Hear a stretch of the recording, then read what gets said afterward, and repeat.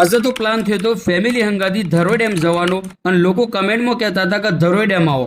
પછી હું બોલાવી દીધું 407 ટેમ્પો અને ભરી દીધો ખચાખચ અને નીકળી પડ્યા ઘેરથી ધરોઈ ડેમ જવા માટે. અને રસ્તામાં આ ડુંગરોનું ખૂબસૂરત મંજર જોતા જોતા જતા હતા અને નજર પડી મોર પર. એ બહુ મજા કરી રહ્યા હતા અને અમે પહોંચી ગયા ધરોઈ ડેમ. અને આ બજારમાં લોકો મહેનત કરી રહ્યા છે પોતાના બહેરો છોકરો માટે. અને આ જે જગ્યા જોઈ રહ્યા છો એ છે આપણો વાલો ડેમ, જે વર્ષોથી આટલા સોટેલો છે. જો જરાય અલી જો તો આપણે અલી જઈ. અને આ જો ખુદાની હું કુદરત છે, હું ખૂબસૂરત મંજર છે.